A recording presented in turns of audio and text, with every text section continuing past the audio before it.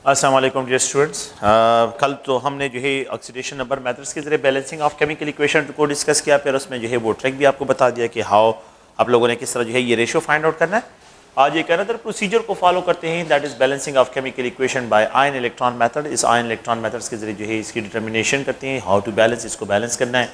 तो ये अगर आप लोग देखें आयोडाइड है और यहाँ पे ये NO2 है, यहाँ पे आयोडीन, और इनमें मैंने आपको पहले बताया था कि आइडेंटिफाई करें कि इसमें ऑक्सीडाइजिंग एजेंट कौन सा होगा। एक तो आप लोगों से ये क्वेश्चन डिमांड होते हैं, आइडेंटिफाई करें कि which of the following act as a reducing agent, इनमें से रिड्यूसिंग एजेंट कौन सा होगा।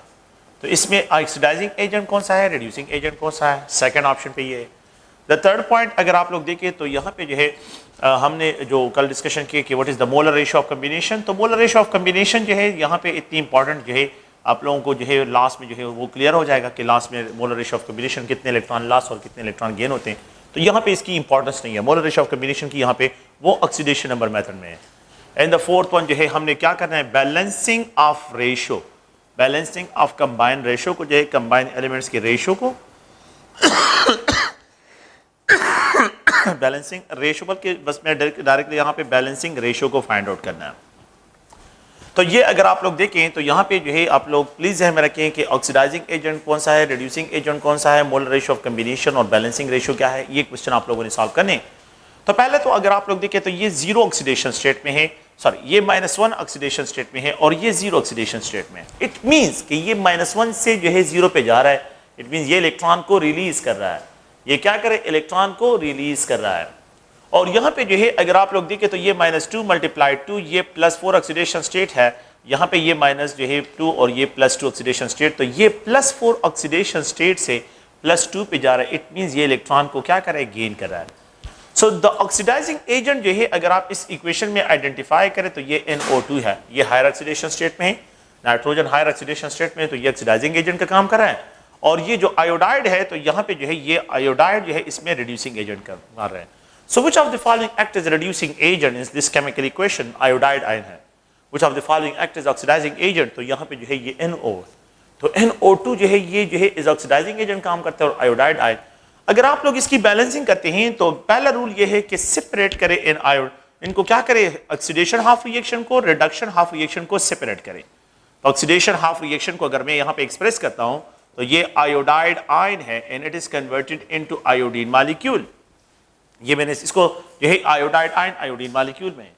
और यहाँ पे जो है अगर मैं रिडक्शन हाफ रिएक्शन को एक्सप्रेस करता हूं तो रिडक्शन हाफ रिएक्शन जो है अगर आप देखें तो यहाँ पे ये NO2 और यहाँ पे ये NO है।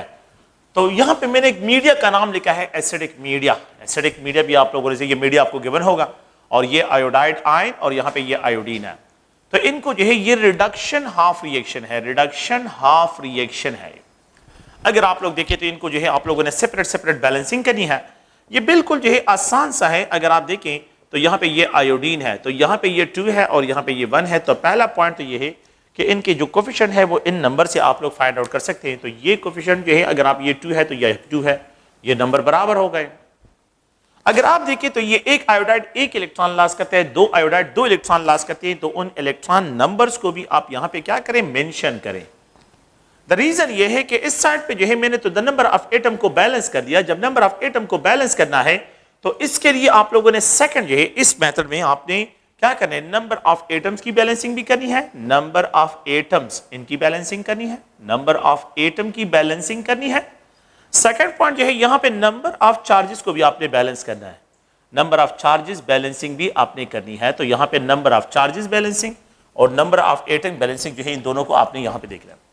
तो देखिए 2 iodide 1 iodine molecule, 2 iodide 1 iodine molecule जो है ये आप लोगों के पास है।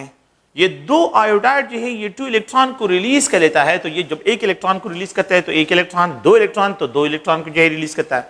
कंक्लूजन क्या है, मतलब ये है कि एटम बैलेंस हो गए, लेकिन इस साइड पे 2 नेगेटिव चार्जेस है, उस साइड पे भी 2 नेगेटिव, तो चार्जेस भी बैलेंस करने हैं, दोनों साइड पे चार्जेस बैलेंस करने हैं। तो आपने 2 पॉइंट्स को ध्यान में रखना है कि यहाँ पे number of atom on both side जो है इनकी बैलेंसिंग करनी है, और सेकंड जो है आप लोगों ने number of charges on both side को इसको भी बैलेंस करना है। सो नंबर ऑफ चार्जेस बैलेंसिंग भी करना है और नंबर ऑफ एटम की जो है आप लोगों ने बैलेंसिंग। तो ये दोनों पॉइंट्स आप लोगों ने ध्यान में रखना है कि 2 iodide is converted into iodine molecule with the release of 2 electrons, ये 2 इलेक्ट्रॉन, तो ये बैलेंस हो गया है। इसमें चार्जेस भी बैलेंस है और आप लोग अच्छा इस तरह जो है 2 iodide iodine molecule with loss of 2 electrons, यहाँ पे 2 इलेक्ट्रॉन्स जो है यहाँ पे एक्सप्रेस करता हूँ। अगर मैं इस रिडक्शन हाफ रिएक्शन की तरफ आता हूँ, इस रिडक्शन हाफ रिएक्शन को अगर आप देखें तो यहाँ पे जो है ये NO2 है और यहाँ पे जो है ये NO है।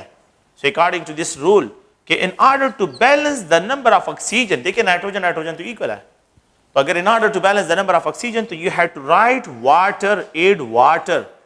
नंबर ऑफ ऑक्सीजन को बैलेंस करने के लिए, नंबर ऑफ ऑक्सीजन एटम्स को बैलेंस करने के लिए एड वाटर, इसमें क्या करें एड वाटर, वाटर इसमें ऐड करें, you have to add water. अगर मीडिया एसिडिक हो सो नंबर ऑफ हाइड्रोजन को बैलेंस करने के लिए इन एसिडिक मीडिया, अगर एसिडिक मीडिया हो सो नंबर ऑफ हाइड्रोजन को बैलेंस करने के लिए, you have to add hydrogen ion.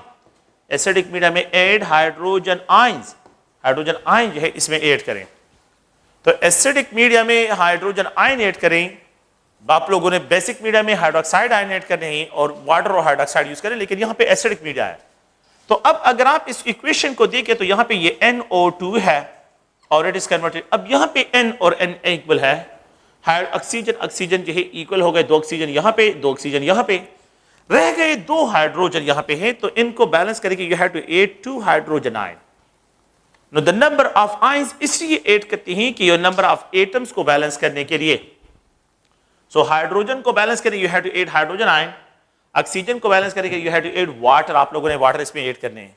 Acidic media में हाइड्रोजन आयन ऐड करने और बेसिक मीडिया में जो है आपने हाइड्रोक्साइड आयन ऐड करने हैं। अच्छा अगर आप इस इक्वेशन को देखें तो यहाँ पे जो है इसमें हम बाकी जो है 2 hydrogen 2 hydrogen, 1 nitrogen 1 nitrogen, 2 oxygen 2 oxygen 2 oxygen ये हो गए। अब रह गए चार्जेस, इस साइड पे 2 पॉजिटिव चार्जेस है, उस साइड पे न्यूट्रल है, वो न्यूट्रल है। So the number of charges को भी बैलेंस करें तो चार्जेस को आप लोगों ने दोनों साइड पे बैलेंस रखना है, तो ये 2 हाइड्रोजन आयन और ये NO2। अगर आप देखिए ये इलेक्ट्रॉन रिलीज करता है तो ये इलेक्ट्रॉन कहां चले जाते हैं, जब ये 2 इलेक्ट्रॉन रिलीज करता है तो यही 2 इलेक्ट्रॉन ये NO2 गेन कर लेता है और NO में कन्वर्ट होता है, एंड प्लस जो है H2O, क्योंकि इसका +4 ऑक्सीडेशन स्टेट से ये +2 ऑक्सीडेशन स्टेट पे जा रहा है, तो ये +4 ऑक्सीडेशन स्टेट से +2 पे जा रहा है। यहां पे 2 हाइड्रोजन आयन, यहां पे NO2 2 इलेक्ट्रॉन्स NO और यहां पे ये H2O है। अब अगर आप देखें तो 2 पॉजिटिव चार्जेस 2 नेगेटिव चार्जेस, और यहां पे जो है nitrogen nitrogen balance, oxygen number और ऑक्सीजन नंबर बैलेंस है, यहां पे ये बिल्कुल रिडक्शन हाफ रिएक्शन जो है ये बैलेंस है। अच्छा आप लोगों को यहां पे क्या क्वेश्चन मिलते हैं, इन क्वेश्चन की तरफ आते ही और इन क्वेश्चन को जो है यहां से डिस्कशन इस पे करते हैं। अगर आप लोग देखें तो आप लोगों को जो है ये क्वेश्चन दिया जाता है कि ये आयोडाइड आयन है और ये आयोडीन है, ये आयोडीन है, और यहां पे जो है अगर आप लोग देखें यहां पे इलेक्ट्रॉन्स गिवन होते हैं। सो लेट मी जो है अगर आप लोगों को इस तरह के क्वेश्चन गिवन होते हैं तो ये डिमांड होते हैं और इनके n नंबर डिमांड होते हैं। तो इनके ये नंबर जब आप फाइंड करेंगे तो इसको देखेंगे, ये नंबर जो है ये n वैल्यू यहां से फाइंड आउट होती है और इसकी n वैल्यू जो है ये 2 मल्टीप्लाइड होगा तो यहां पे नेगेटिव चार्ज, तो ये यहां पे इससे फाइंड होंगे। तो आपने क्या करना है, इस n वैल्यू को यहां से 2 iodine molecule 2 iodide, n value n is equal to 2, और ये 2 इस नेगेटिव चार्ज के साथ मल्टीप्लाइड होगा तो जितने चार्जेस यहां पे होंगे उतने इलेक्ट्रॉन यहां पे रिलीज होंगे। तो आपने ये वैल्यू यहां से फाइंड आउट करनी है। सेकंड पॉइंट क्या है, सेकंड पॉइंट जो है अगर आप इस रिएक्शन को देखें तो यहां पे हाइड्रोजन आयन, यहां पे NO2, यहां पे अगर आप लोग देखें इस इक्वेशन को जो है यहां पे NO और मैं इसको H2O से एक्सप्रेस करता हूं, तो आप लोगों को हाइड्रोजन आयन की जो डिमांड होती है वो आपने यहां से पूरे करने हैं कि how many hydrogen ion are required to balance, इसको बैलेंस करने के लिए हाउ मेनी हाइड्रोजन आयन जो है रिक्वायर्ड होंगे। तो वाटर अगर यहां पे 2 है तो N2 लिखें, अगर यहां पे 2 मल्टीप्लाइड है तो 4 हाइड्रोजन आयन लिखें, अगर यहां पे 5 मल्टीप्लाइड है तो 10 हाइड्रोजन आयन आपने लिखते हैं। तो ये नंबर जो हाइड्रोजन आयन होते हैं इनको यहां से फाइंड आउट करते हैं, इसके नंबर से जो है इसको फाइंडिंग करते हैं। तो आप लोग गौर से देखिए, जब आप लोग क्या करते हैं नंबर ऑफ चार्जेस को भी बैलेंस करते हैं, नंबर ऑफ एटम को भी बैलेंस कर लेते हैं, तो ये 2 आयोडाइड आयन, ये iodine molecule with the release of 2 electrons, ये ऑक्सीडेशन हाफ रिएक्शन है। ये रिडक्शन हाफ रिएक्शन है कि जिसमें 2 हाइड्रोजन आयन और प्लस जो है यहां पे NO2 एंड इट इज जो है यहां पे ये 2 इलेक्ट्रॉन्स रिलीज कर लेता है, NO and plus H2O produce होता है। हम क्या करेंगे, द लास्ट पॉइंट ये है कि ऑक्सीडेशन हाफ रिएक्शन को रिडक्शन हाफ रिएक्शन के साथ ऐड करें तो ये 2 इलेक्ट्रॉन इसके साथ कैंसिल हो जाएंगे और यहां पे जो है ये 2 hydrogen ion and plus 2 iodide ion, 2 iodide ion, और यहां पे अगर आप देखें तो ये NO2, यहां पे ये आयोडीन, अगर आप लोग देखें तो ये आयोडीन, यहां पे ये NO और ये H2O आप लोगों के पास जनरेट होगा। प्लीज आप लोग देखें ये आप लोगों के पास बैलेंस केमिकल इक्वेशन है। इस बैलेंस केमिकल इक्वेशन को अगर आप देखें कि ये किस तरह जो है मुकम्मल, इसमें जो है चार्जेस भी बैलेंस है, इसमें नंबर ऑफ एटम भी बैलेंस है। अगर आप इसको देखें तो यहां पे जो है ये 2 हाइड्रोजन आयन है, मैं इस तरह एक्सप्रेशन करता हूं 2 hydrogen ion and 2 iodide ion, इस केमिकल इक्वेशन की एक्सप्रेशन जो है, और यहां पे ये NO2, ये आयोडीन है, यहां पे NO और ये H2O है। इस इक्वेशन को अगर आप लोग देखें, अगर आप इस इक्वेशन को देखें तो 2 हाइड्रोजन बिल्कुल बैलेंस है, 2 आयोडाइड, एक आयोडीन मॉलिक्यूल बिल्कुल बैलेंस नंबर है, एक आयोडीन मॉलिक्यूल 2 आयोडाइड बिल्कुल बैलेंस है। यहां पे जो है एक नाइट्रोजन और एक नाइट्रोजन बैलेंस है, 2 ऑक्सीजन तो 2 ऑक्सीजन ये भी बैलेंस है। अच्छा, 2 पॉजिटिव चार्जेस और 2 नेगेटिव चार्जेस ये भी बैलेंस है। तो इस केमिकल इक्वेशन में अगर आप चार्जेस को देखें तो चार्जेस भी बैलेंस है और इसमें नंबर ऑफ एटम्स भी जो है ये क्या है, ये बैलेंस है। अच्छा, तो ये अगर आप लोग देखें तो चार्जेस भी बैलेंस और जो है यहाँ पे पॉजिटिव और नेगेटिव चार्जेस बैलेंस, ये भी अगर आप लोग देखें ये इसमें बैलेंस वैल्यूज है। और इसमें जो है अगर आप लोग दूसरा पॉइंट देखें तो यहाँ पे जो है नंबर ऑफ एटम बैलेंस है। सो आइडेंटिफाई द, इसमें क्या करें NO2 और यहाँ पे ये आयोडाइड आयन, अगर आप देखिए तो यहाँ पे जो है ये hydrogen ion, it is converted into NO और यहाँ पे आयोडीन मॉलिक्यूल और यहाँ पे जो है वाटर मॉलिक्यूल है। अब फाइंड आउट है ABCD, find out the balancing ratio for the chemical equation. इस केमिकल इक्वेशन के लिए बैलेंसिंग रेशियो को फाइंड आउट करें। तो इसके लिए बैलेंसिंग रेशियो को अगर आप लोग फाइंड आउट करते हैं तो किस तरह आप लोगों ने जो है इस इक्वेशन को देखे तो ये 1, यहाँ पे 2, यहाँ पे 1, यहाँ पे 2, यहाँ पे अगर आप लोग देखें 1 और ये 1 है, ये बैलेंसिंग रेशियो। जो बैलेंसिंग रेशियो होगा ये आप लोगों को शफल क्या होगा, ये अगर आप लोग देखें 1, यहाँ पे ये 1, यहाँ पे ये 1, ये 2, ये 2, ये 1, ये एक अनदर रेशियो। अगर आप देखें यहाँ पे ये 1, मैं इसको एक्सप्रेशन करता हूं, यहाँ पे ये 2, ये 2, ये 1, ये 1 और ये 1 है। यही नंबर जो बैलेंसिंग रेशियो के सही होते हैं उन सारे नंबर को उन्होंने मिक्सअप किया होता है, इनको जो है शफल क्या होता है। तो आपने किस तरह जो है इसको आइडेंटिफाई करना है, देखिए आपने को मैंने कल भी बताया था, इसको जो है क्या करें, लेबल करें ABCDEF, ये जो है इस तरह बैलेंस जो है क्या करें, इनकी लेबलिंग करें। और इसी तरह आप क्या करें, ये A column, B column, C column, D column, E है और ये F, इनको भी कॉलम जो है इनको भी अपने लेबल करें। और अब आ जाएं कि ये 1 नाइट्रोजन, ये 1 नाइट्रोजन, ऑक्सीजन को इग्नोर करें, यहां पे कोई जरूरत नहीं है, यहां पे नाइट्रोजन नहीं है, यहां पे नाइट्रोजन नहीं, यहां पे नाइट्रोजन है। वो देखिए यहां पे डी पे नाइट्रोजन 2 है और इस पे 1 है, देखने की जरूरत भी नहीं, बस छोड़ दे, ये नहीं है, ये बैलेंसिंग रेशियो नहीं है, क्योंकि फर्स्ट ऑप्शन में ये रॉन्ग है।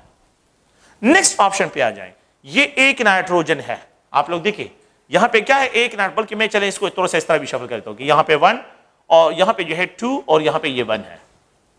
तो यहां पे आप लोगों को एक और आइडिया कि अगर आप देखें कि यहां पे ये 1 नाइट्रोजन है, बात सुने, ये 1 नाइट्रोजन है, यहां पे भी 1 नाइट्रोजन है, वो यहां पे एक पॉइंट में मुझे मिल गया कि यहां पे तो ये तो बैलेंस आ रहे हैं, इक्वल आ रहे हैं। मैं इसको कंफर्म करता हूं, इसकी कंफर्मेशन करता हूं कि आई ये है कि नहीं। मैं बी ऑप्शन पे आ जाता हूं।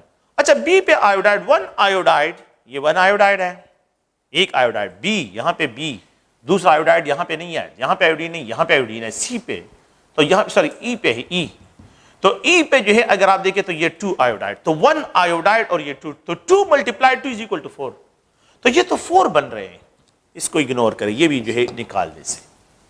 यहां पे आ जाए, ये जो है A1, आप देखिए यहां पे D1, वही यहां पे एक और पॉइंट, ये तो सही है, ये दोनों तो सही आ रहे हैं। नेक्स्ट जो है अगर आप देखें ये 2 आयोडाइड, बी पे क्या है आयोडाइड, 2 आयोडाइड, और यहां पे आप लोग आ जाएं तो ई पे जो है एक आयोडीन मॉलिक्यूल है, तो एक आयोडीन मॉलिक्यूल और 2 आयोडाइड ये इक्वल है। सेकंड पॉइंट भी मिल गया, फर्स्ट पॉइंट भी बैलेंस है, सेकंड पॉइंट भी। सी हाइड्रोजन, 2 हाइड्रोजन, 2 हाइड्रोजन, और यहां पे जो है F पे हाइड्रोजन है, एक H2O, एक H2O, 1 H2O, एक H2O है और 2 हाइड्रोजन। तो आप देखिए 2 हाइड्रोजन आयन एक H2O के बराबर है, तो ये बिल्कुल ये आप लोगों का बैलेंसिंग रेशियो है। So you have to find the balancing ratio, बहुत आसानी के साथ फाइंड आउट होता है। और आप लोग प्लीज इसको ध्यान में रखें कि ये जो है balancing, how you have to find the balancing ratio, इस इक्वेशन के लिए आप लोगों ने किस तरह जो है बैलेंसिंग रेशियो को फाइंड आउट करना है। तो ये अगर आप देखें ऑक्सीडेशन नंबर मेथड में जो है एक ऑक्सीडेशन नंबर मेथड को हमने डिस्कस कर लिया, और एक जो है हमने यहाँ पे इसको डिस्कस कर लिया इलेक्ट्रॉन मेथड में, मतलब ये कि जो आयन मेथड है, इलेक्ट्रॉन आयन मेथड जो है, इस मेथड के जरिए एक और इक्वेशन को मैं यहाँ पे लिख देता हूँ, और वो बेसिक मीडिया में है मेरे ख्याल में जो है उसको जो है सो नेक्स्ट जो है एक केमिकल इक्वेशन है स्टूडेंट्स, और इसको जो है इसमें बैलेंसिंग रेशियो फाइंड आउट करते हैं कि इनमें से जो है बैलेंसिंग रेशियो क्या है, how you have to find. आप लोगों को जो मैंने बताया था वही ट्रिक आप लोगों ने अप्लाई करना है। इसमें जो है अगर आप देखें तो ये +6 ऑक्सीडेशन स्टेट है, सॉरी +3 ऑक्सीडेशन स्टेट है, ये जो है यहाँ पे +6 ऑक्सीडेशन स्टेट, ये जो है -1 ऑक्सीडेशन स्टेट, और ये -2 ऑक्सीडेशन स्टेट। तो इसमें ऑक्सीडाइजिंग एजेंट और रिड्यूसिंग एजेंट आइडेंटिफाई करना है। तो ये +3 से +6 पे जा रहा है, तो ये इलेक्ट्रॉन रिलीज कर रहा है, खुद ऑक्सीडाइज हो रहा है, तो इसको रिड्यूस कर रहा है, तो it is described as a reducing agent. और ये जो है -1 से -2 पे जा रहा है, तो ये जो है खुद तो रिड्यूस हो रहा है, लेकिन इससे इलेक्ट्रॉन निकल है, तो it act as oxidising agent. तो ये ऑक्सीडाइजिंग एजेंट है और ये रिड्यूसिंग एजेंट है। अच्छा, find out the balancing ratio, इसमें बैलेंसिंग रेशियो फाइंड आउट करें। और जो है बैलेंसिंग रेशियो को मैंने आपको बताया कि आप क्या करें, इसकी जो है A B C, इस तरह A, ये B, ये C, ये D, ये E, इस तरह जो है इनकी क्या करें, एब्रीविएशन करें। इसी तरह ये नंबर जो है A B C D और ये E, इसकी भी आप लोग क्या करें, एब्रीविएशन करें, ये इस तरह एब्रीविएट करें। आप क्या करें, देखिए ये 2 क्रोमियम A, क्रोमियम यहाँ पे नहीं है, यहाँ पे भी क्रोमियम नहीं, यहाँ पे D, तो A और D के नंबर सेम होने चाहिए, लेकिन यहाँ पे 2 है, यहाँ पे ये 4 है, ये इक्वल नहीं है। जब ये नंबर और ये नंबर इक्वल नहीं है तो बस इस एब्रीविएशन, इस रेशियो को देखने की जरूरत ही नहीं है, इसको एक स्किप करें। फिर उसके बाद क्या करें, नेक्स्ट ऑप्शन पे जाएं। ये जो है A, देखिए ये A 2 क्रोमियम, यहाँ पे जो है फिर D पे 2 क्रोमियम, वो यहाँ पे एक पॉइंट मिल गया है, ये तो इक्वल आ रहे हैं दोनों। नेक्स्ट ऑप्शन को देखता हूं कि कंफर्म करता हूं कि ये सिर्फ ये 2 पॉइंट्स तो इक्वल हैं, लेकिन नेक्स्ट ऑप्शन की तरफ आते हैं। देखें, अगर आप देखें यहां पे हाइड्रोजन, ये क्या है, हाइड्रोजन, तो ये A के जो हाइड्रोजन है 2 3 are 6, तो यहां पे A में 6 हाइड्रोजन है 6 हाइड्रोजन है। अच्छा, B, ये 8 × 2 प्लस B, 8 × 2 16 हाइड्रोजन और हो गए। C अगर आप देखें तो 3 हाइड्रोजन, यहाँ पे ये 3 इसके साथ मल्टीप्लाइड होगा, तो यहाँ पे जो है 3 हाइड्रोजन और हो गए। टोटल जो अगर आप देखें इसको तो 16 और ये 25 हाइड्रोजन रिएक्टेंट के साइड पे हो गए।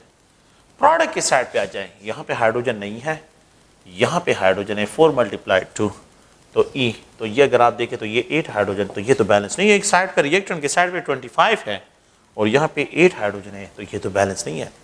तो सेकंड ऑप्शन जो है इसको भी आप इग्नोर करें, नेक्स्ट ऑप्शन पे आ जाए। ये A 2 क्रोमियम, यहाँ पे जो है D 2 क्रोमियम, बिल्कुल ठीक है, ये ऑप्शन सही है।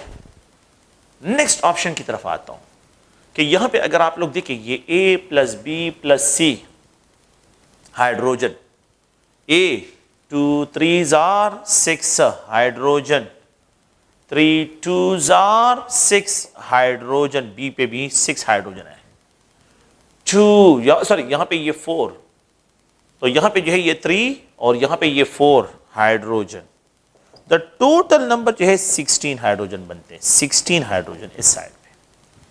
और यहाँ पे आ जाए तो इसमें तो हाइड्रोजन नहीं है, E पे 8 × 2, तो E पे जो है 16 हाइड्रोजन, सो 16 हाइड्रोजन इस साइड पे, 16 हाइड्रोजन इस साइड पे, दोनों साइड पे the number of hydrogen equal है।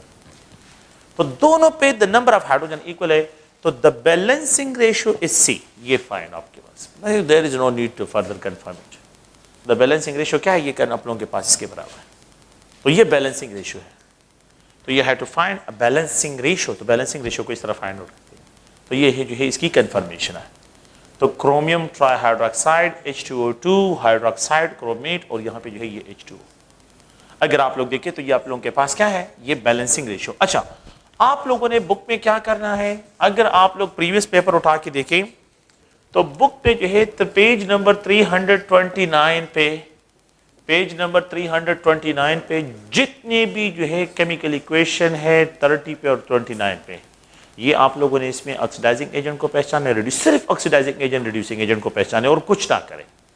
उसमें सिर्फ ये प्रैक्टिस करें कि which of the following is oxidising agent, which of the following is a reducing agent, इसमें रिड्यूसिंग एजेंट कौन सा है और ऑक्सीडाइजिंग एजेंट कौन सा है, सिर्फ ये पहचानने की कोशिश करें। इसमें सिर्फ जो है ये आप पेज नंबर 329 पे एंड पेज नंबर 330 पे सिर्फ ये प्रैक्टिस करेंगे और फिर आप प्रीवियस जितने भी जो है ईटा के पेपर है उसमें जो है देखें तो सारे पेपर्स में यही क्वेश्चंस है, इसी पेज से क्वेश्चंस है।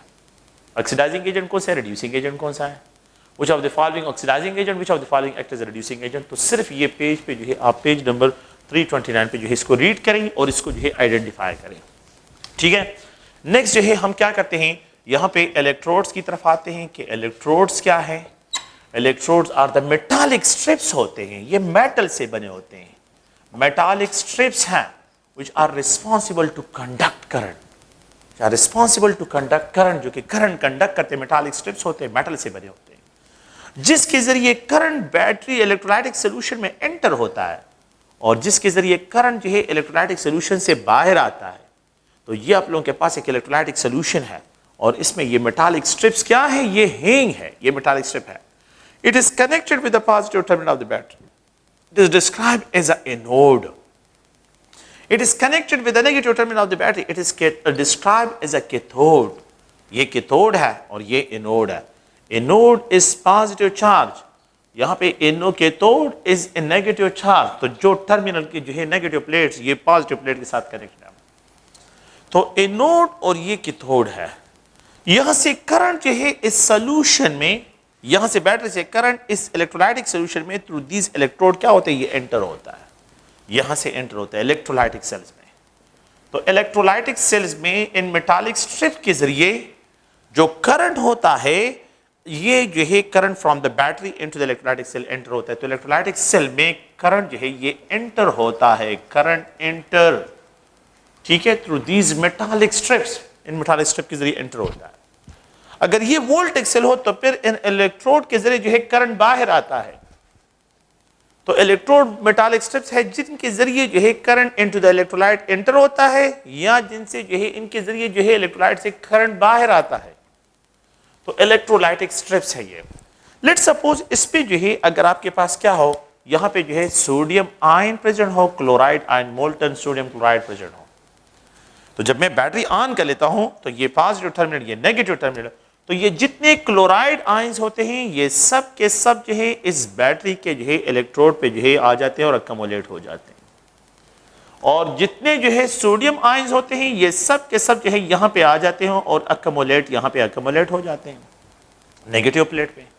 ये बैटरी इनसे इलेक्ट्रॉन पंप आउट करता है। तो एनोड पे ऑक्सीडेशन होती है, 2 क्लोराइड आयन ऑक्सीडाइज होते हैं क्लोरीन गैस पे with release of electron, electron release करते ऑक्सीडेशन है। कैथोड पे जो है अगर आप लोग देखें तो यहां पे रिडक्शन होता है, 2 सोडियम आयन इन 2 इलेक्ट्रॉन को गेन कर लेता है और ये जो है डिपॉजिट होता है, ये इलेक्ट्रॉन इसके साथ कैंसल।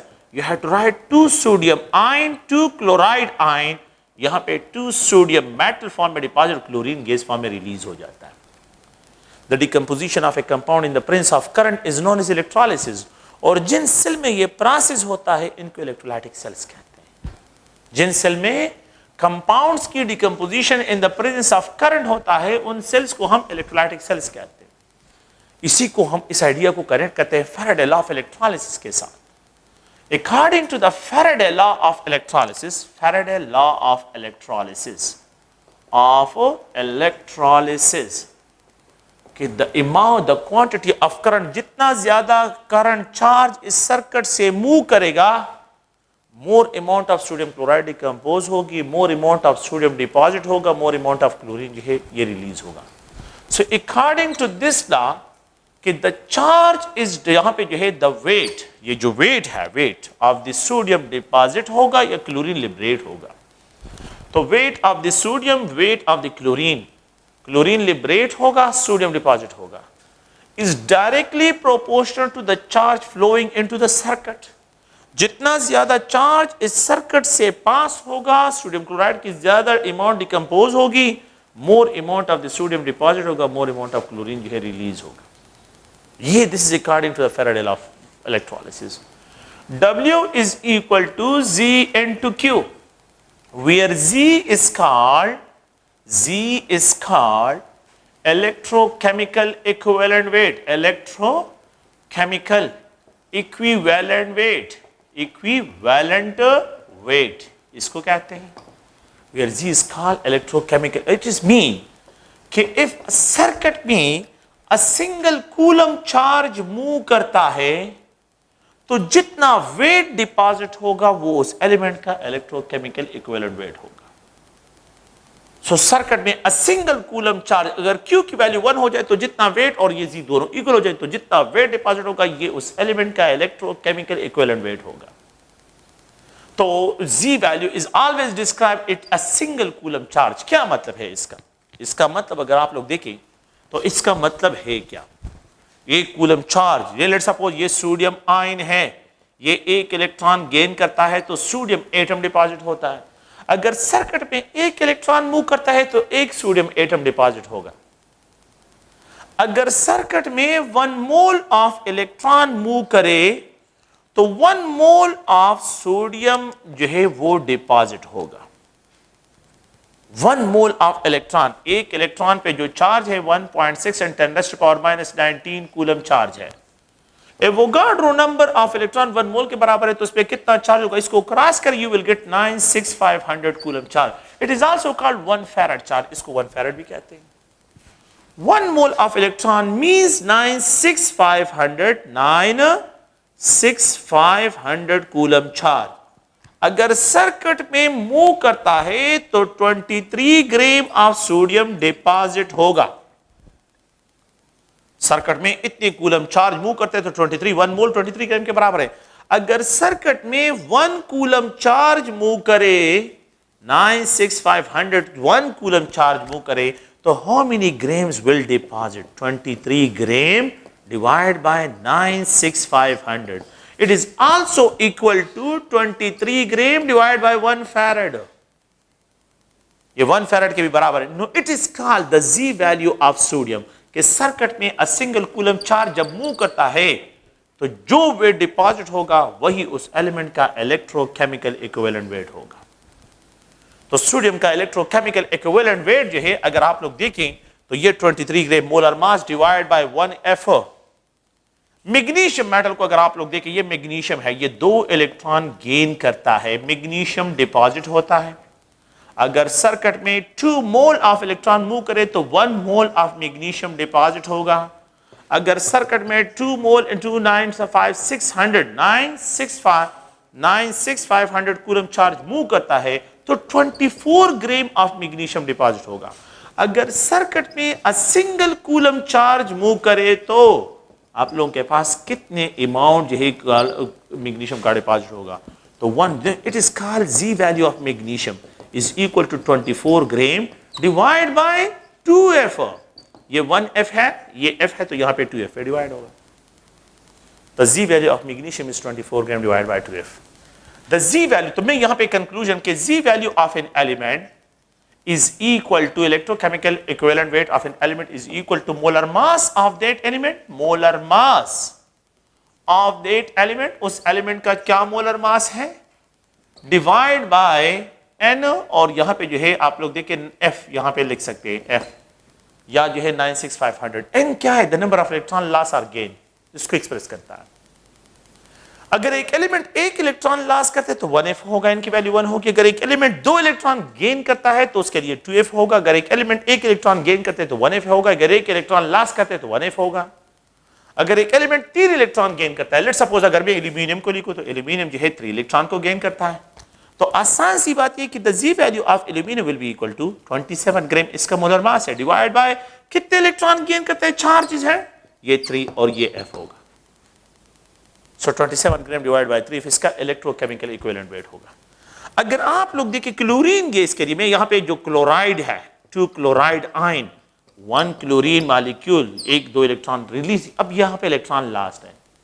अगर सर्किट में 2 मोल ऑफ इलेक्ट्रॉन मूव करते हैं तो 1 mole of chlorine gas liberate होगा। 2 मोल का मतलब है 2FO 96500 कूलम, और यहां पे ये 71 ग्राम है। तो can we write the electrochemical equivalent weight of the electrochemical जो है equivalent weight of chlorine will be equal to 71 gram divide by 2FO।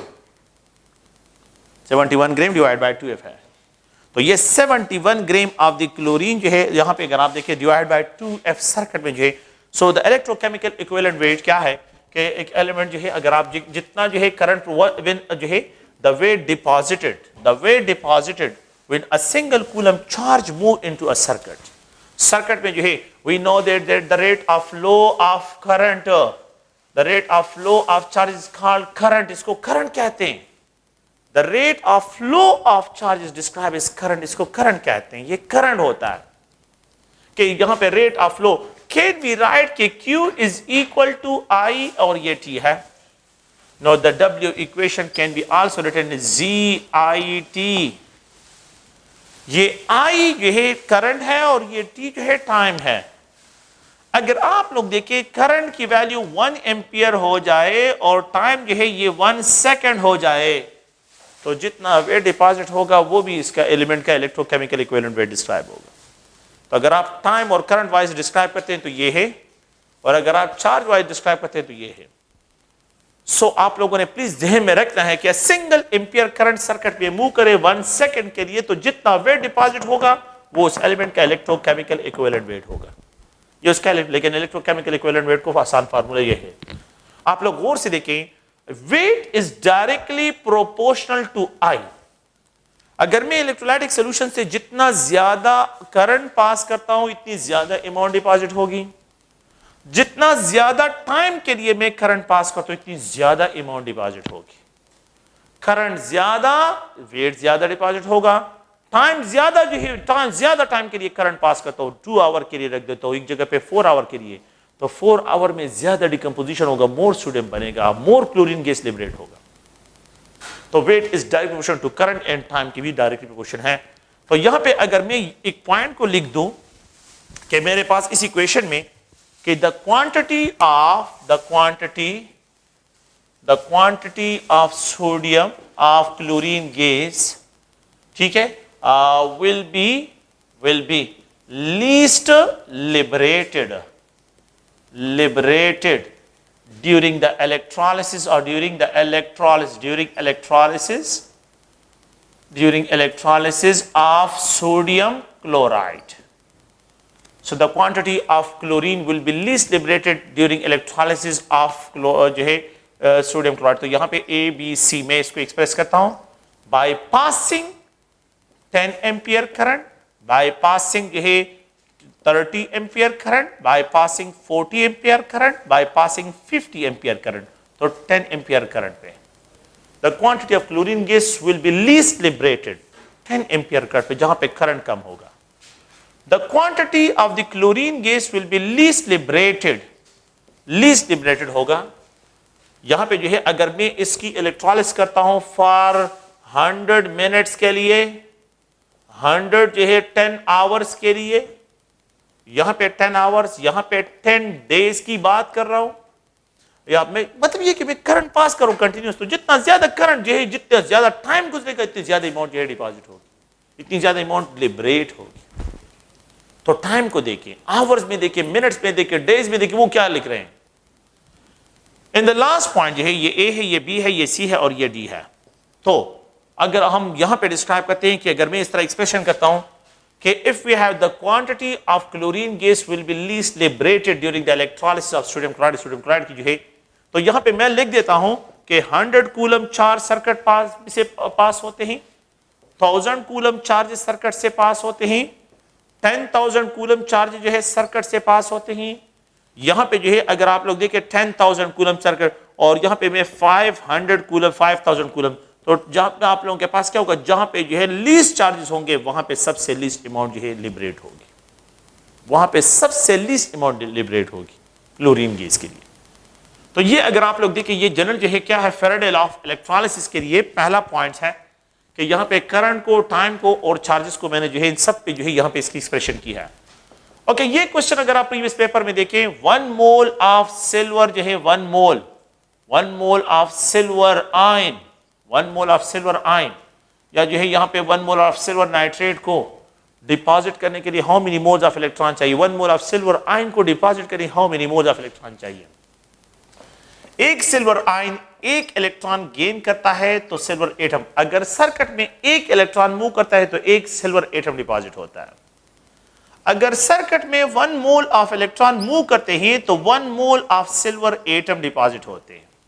1 मोल का मतलब है वोगाडो नंबर ऑफ सिल्वर एटम, 1 मोल का मतलब है 108 ग्राम ऑफ सिल्वर। तो अगर सर्किट में 1 मोल ऑफ इलेक्ट्रॉन मूव करते हैं 108 ग्राम डिपॉजिट होते हैं। अगर 4 मोल ऑफ इलेक्ट्रॉन सर्किट में मूव करे तो how many gram will deposit, simple सी बात है, जस्ट ओनली क्रॉस करें। मैंने मोल ऑफ इलेक्ट्रॉन इंक्रीज के लिए तो मास ऑफ इलेक्ट्रॉन जो है मास ऑफ सिल्वर भी इंक्रीज हो जाएगा। एक क्वेश्चन ये है, अगर आप देखिए प्रीवियस पेपर में 2017 के पेपर में, 2018 के पेपर में देखिए उन्होंने क्या लिखा है। देखिए 1 मोल ऑफ इलेक्ट्रॉन जब सर्किट में मूव करता है तो 108 ग्राम डिपॉजिट होता है। 432 ग्राम को डिपॉजिट करने के लिए how many moles of electron, अब मास गिवन है उससे मोल ऑफ इलेक्ट्रॉन को फाइंड आउट करें। तो यहां जो क्रॉस करें, यही एक ही क्वेश्चन है, यहां पे मोल गिवन है आपसे मास डिमांड हो रहा है, और यहां पे मास गिवन है आपसे मोल डिमांड हो रहा है कि how many moles of electron are required for the deposition of the 432 gram of silver. 432 gram of silver को डिपॉजिट करने के लिए कितने ग्राम्स चाहिए।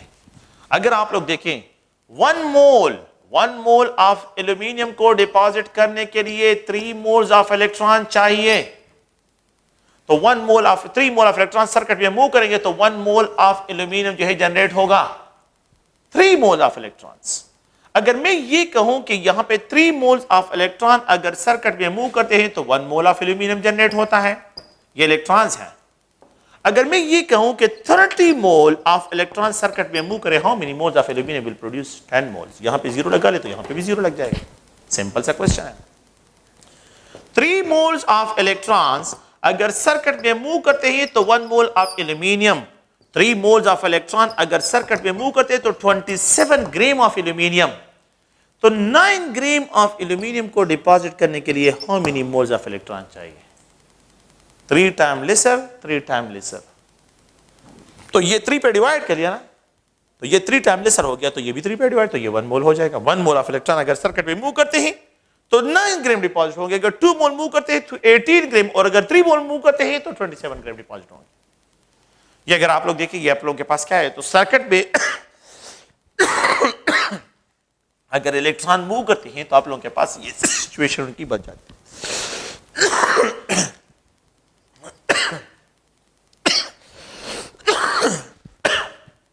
Okay, if we have, let's suppose, current that is equal to 10 ampere, time is equal to 965 second, ये मैं generally question लिख रहा हूं। तो टाइम जो है 965 जो है, तो यहां पे calculate the wait of sodium and chlorine when 10 ampere current, when 10 ampere current, ठीक है, is allowed to pass through the electrolytic solution,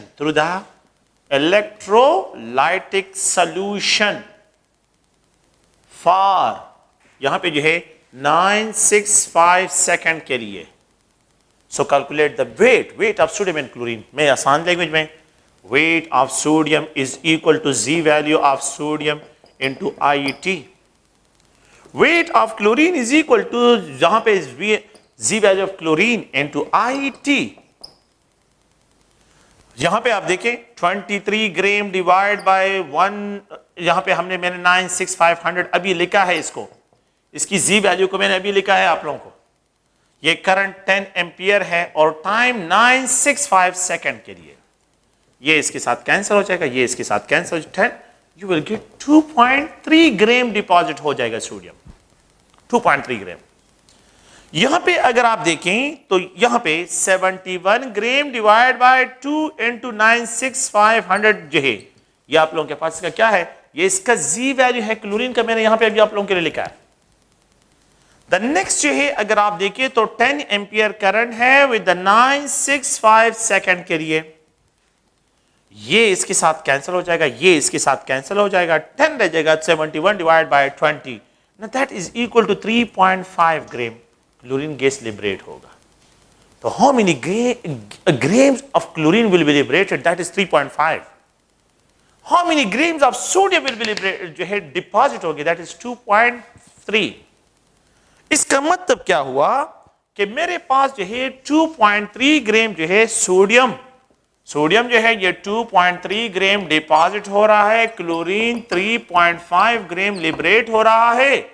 तो कंक्लूजन ये हुआ टोटल वेट कितना हो गया, अगर आप देखें तो ये 5.8 ग्राम बनता है। ये किस चीज से बनना है, सोडियम क्लोराइड। जब डिकम्पोज होता है तो सोडियम क्लोरीन में, तो ये सोडियम जो है ये 2.3 ग्राम और क्लोरीन जो है ये 3.5 ग्राम। इसका मतलब ये है कि 5.8 ग्राम सोडियम क्लोराइड डिकम्पोज होगा। तो 5.8 ग्राम डिकम्पोज होगा तो 2.3 gram of the sodium and 3.5 gram of the chlorine जो है ये लिबरेट करेगा। 3.5 ग्राम जो है ये क्लोरीन लिबरेट करेगा, 2.3 ग्राम जो है अगर आप लोग देखिए इसको आप लोगों ने इस तरह कैलकुलेट करना है। तो ये मैंने दोनों के वैल्यूज को यहां पे एक्सप्रेशन की है। अगर आप लोग गौर से देखिए, अगर आपको वेट गिवन हो, वेट की वैल्यू गिवन हो, जी वैल्यू आप लोगों को गिवन हो किसी भी एलिमेंट की, और यहां पे जो है टाइम गिवन हो, you can easily find the current कि कितना करंट जो है इसके लिए रिक्वायर्ड होगा in order to deposit the specific amount. तो एलिमेंट का जो है आप लोगों के पास क्या है, यहां पे इस एलिमेंट का जी वैल्यू, ये जी वैल्यू है उस एलिमेंट का, मल्टीप्लाइड ये टाइम है, और ये करंट को फाइंड आउट करना है। ओके और अगर आप लोगों ने W डिवाइड बाय Z ये इक्विवेलेंट वेट इलेक्ट्रोकेमिकल, यहां पे ये current is equal to time, तो इतना करंट आप देखें इतने वेट को डिपॉजिट करने के लिए जो है कितना टाइम रिक्वायर्ड होगा। तो टाइम को फाइंड करने के लिए ये रिलेशन यूज करें, करंट को फाइंड आउट करने के लिए ये रिलेशन फाइंड आउट करें, और वेट को डिपॉजिट करने के लिए कि वेट की अमाउंट को फाइंड आउट करने के लिए आप लोगों ने जो है इनका प्रोडक्ट यूज करना है। तो Z electrochemical equivalent wait, I current है, और ये जो है आप लोगों के पास टाइम को एक्सप्रेस करता है। तो फैराडे लॉ ऑफ इलेक्ट्रोलिसिस, ये जो है फर्स्ट लॉ ऑफ इलेक्ट्रोलिसिस जो है इसको यहां पे मैं डिस्क्राइब करता हूं। नेक्स्ट जो है हम डिस्कशन करते हैं second law of Faraday. Second law of Faraday, second law में हम क्या डिस्कशन करते हैं, सेकंड लॉ ये है फैराडे का कि यहां पे जो है अगर आप देखिए कि इलेक्ट्रोलाइटिक सोल्यूशन है और इसमें 2 इलेक्ट्रोड्स हैंग है, 2 इलेक्ट्रोड्स हैंग है, यहां पे एक दूसरा इलेक्ट्रोलाइटिक सोल्यूशन है और इसमें भी 2 इलेक्ट्रोड्स क्या हैं, ये हैंग है इस इलेक्ट्रोलाइटिक सोल्यूशन में। यहां पे जो है आपने इसको पैरेलल में कनेक्ट करना है, पैरेलल में सॉरी सीरीज में इसको कनेक्ट करना है। So they are connected in series, series में इसको कनेक्ट करते हैं, और सीरीज में जब इसको कनेक्ट करते हैं तो जितना करंट यहां पे the same amount of current यहां पे आप लोगों के पास, तो मैं यहां पे जनरली लिख रहा हूं कि 10 एम्पियर करंट और 10 एम्पियर करंट यहां पे आप लोग ज़हन में रखें, और ये जो है टाइम जो है 965 सेकंड, बिल्कुल वही टाइम मैं ले रहा हूं। यहां पे जो है 10 एम्पियर करंट यहां से भी पास करें और 965 सेकंड, तो प्लीज आप इसको सीरीज में आप लोगों ने कनेक्ट करना है। यहां पे सोडियम है और सोडियम रिड्यूस होगा तो weight of the sodium deposit होगा। यहां पे मैग्नीशियम है तो मैग्नीशियम रिड्यूस होगा तो वेट ऑफ मैग्नीशियम डिपॉजिट होगा। According to second Faraday law, according to second Faraday law, जो सेकंड फैराडे लॉ हम यहां पे डिस्क्राइब करते हैं वो ये कहता है कि यहां पे जितना वेट ऑफ मैग्नीशियम डिपॉजिट होगा, वेट ऑफ मैग्नीशियम जितना डिपॉजिट होगा और इस चेंबर में जितना wait of the sodium deposit होगा, इन दोनों का रेशो, इनके वेट का रेशो और इनके इक्विवेलेंट वेट का रेशो जो है ये सेम होना चाहिए। इनके इक्विवेलेंट वेट का रेशो और इनके वेट का रेशो जो है ये दोनों सेम होने चाहिए। This is according to the second Faraday law. Second Faraday law ये है। अकॉर्डिंग टू दिस लॉ कि weight is directly proportional to equivalent weight. जिस एलिमेंट का इक्विवेलेंट वेट ज्यादा होगा उसकी वेट ज्यादा डिपॉजिट होगी, जिस एलिमेंट की इक्विवेलेंट वेट कम होगी तो उसका वेट कम से कम डिपॉजिट होगा। अकॉर्डिंग टू दिस लॉ कि weight is directly proportional to equivalent weight, weight is direct proportion to Q, weight is direct proportion to I, weight is direct proportion to time। ये सब के जो है डायरेक्ट इक्विवेलेंट वेट किसे कहते हैं? देखिए, एक है इलेक्ट्रोकेमिकल इक्विवेलेंट वेट। किसी भी एलिमेंट का जो इलेक्ट्रोकेमिकल इक्विवेलेंट वेट है इसको जी से एक्सप्रेस करते हैं, और ये molar mass of a compound, molar mass of a compound divide by NF से इसको एक्सप्रेस करते हैं।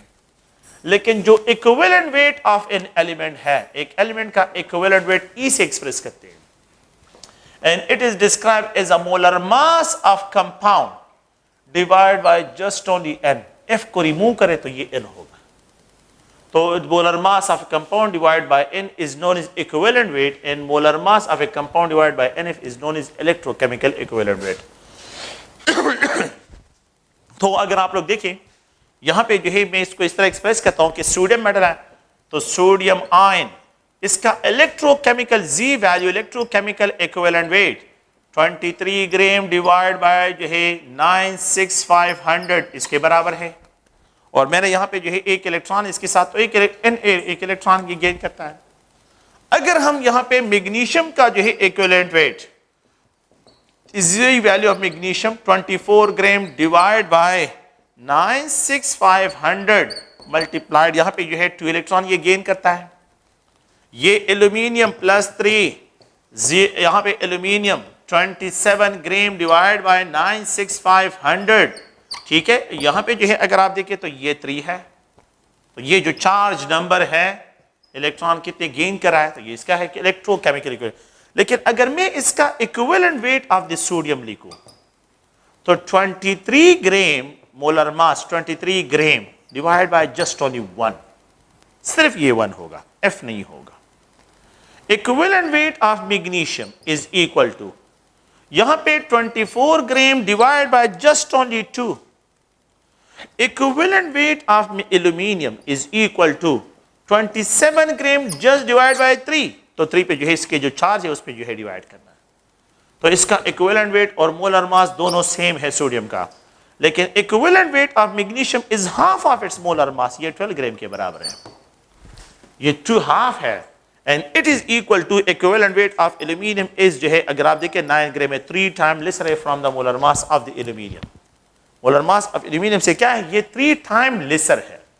तो अकॉर्डिंग टू दिस लॉ अगर आप लोग देखें 10 एम्पियर करंट में इसे पास करता हूं तो वेट ऑफ द मैग्नीशियम जो यहां पे डिपॉजिट होगा, आप लोग देखिए ये इसका इलेक्ट्रोकेमिकल इक्विवेलेंट वेट है 24 gram divide bye 96500 multiplied 2 into 10 ampere current into 965 second, ये इसके साथ कैंसिल हो जाएगा, ये इसके साथ कैंसिल हो जाएगा। तो weight of magnesium will be equal to, जब आप इसका रेशियो निकालेंगे 1.2 ग्राम आ जाएगा। वेट ऑफ सोडियम मैंने अभी इससे पहले डिस्कस कर लिया, कैलकुलेट कर लिया है ऑलरेडी कि ये 23 gram divide bye 96500 into 10 ampere current into 965 second, ये इसके साथ कैंसिल हो जाएगा, ये इसके साथ कैंसिल हो जाएगा, ये 2.3 ग्राम है वेट ऑफ सोडियम। अच्छा, इन दोनों के वेट का रेशियो निकालते हैं। इन दोनों के वेट का ratio, weight of magnesium divide by weight of sodium is equal to 1.2 gram divide by 2.3 is equal to 0.5। ये इसके यह मासेस का रेशियो है, वेट का रेशियो है। अब मैं देखता हूं according to the second Faraday law, second Faraday law में ये है कि इनके वेट का रेशियो और इनके इक्विवेलेंट वेट का रेशियो। अच्छा, equivalent weight of magnesium divide by equivalent weight of sodium, देखिए equivalent weight of the magnesium is 12 gram है, equivalent weight of the sodium is 23। इन दोनों का रेशियो निकाले, यू विल आल्सो गेट 0.5 यहां पे भी आएगा, तो 0.5 यहां पे और 0.5 यहां पे ये इक्वल आ रहा है। So according to the second Faraday law के द वेट जो है डिफरेंट इलेक्ट्रोलाइटिक सीरीज में, जब डिफरेंट इलेक्ट्रोलाइट्स है, जब आप इसको सीरीज में कनेक्ट करते हैं तो यहां पे जो वेट डिपॉजिट होगा इनके वेट का रेशियो और इनके इक्विवेलेंट वेट का रेशियो क्या होगा, इट विल रिमेन सेम, ये रिमेन सेम होगा। जैसे सेकंड फैराडे लॉ, ये सेकंड फैराडे लॉ है। सेकंड फैराडे लॉ में अगर आप लोग देखें यहां पे इसको जो है अगर आप लोग थोड़ा सा गौर से देखिए तो यहां पे W is directly proportional to E, W is direct proportional to I, W is direct proportional to T। मैं इन सारे प्रोपोर्शनल साइन को जो है रिमूव कर लेता हूं तो W is direct proportional to E, I और यहां पे ये T है। W is equal to EIT divide by NF, where N is the number of electron loss और गेन और F इज फैराडे कांस्टेंट। ये कांस्टेंट है, प्रोपोर्शनल साइन कांस्टेंट। ये जो है इसका मैथमेटिकल फॉर्म है। The mathematical form of the second law of the combined law और कंबाइंड सेकेंड लॉ और फर्स्ट लॉ के जो कंबाइंड फॉर्म है ये उसका मैथमेटिकल फॉर्म है। वेयर E एक्सप्रेस करते हैं इक्विवेलेंट वेट, I करंट को और टाइम जो है यहां पे एक्सप्रेशन करते हैं। जिस एलिमेंट का इक्विवेलेंट वेट ज्यादा होगा, element having greater equivalent weight, जिसका इक्विवेलेंट वेट ज्यादा है, सोडियम का equivalent weight greater than the equivalent weight of the magnesium, magnesium का greater than the equivalent weight of aluminium. इसका 23 ग्राम है, इसका 12 ग्राम है और इसका 9 ग्राम है। Equivalent weight of the sodium is greater than the magnesium greater than the aluminium. तो जिस एलिमेंट का इक्विवेलेंट वेट ज्यादा होगा उसकी क्वांटिटी ज्यादा डिपॉजिट होगी और जिस एलिमेंट का इक्विवेलेंट वेट कम होगा उसकी क्वांटिटी सीरीज में, अगर आप इसको कनेक्ट करते तो उसकी अमाउंट कम डिपॉजिट होगी। तो जब मैंने सीरीज में कनेक्ट किया है तो इसके 2.3 ग्राम डिपॉजिट हो रहे हैं और जब मैंने सीरीज में कनेक्ट किया तो मैग्नीशियम का इक्विवेलेंट वेट कम है तो उसके 1.2 ग्राम डिपॉजिट।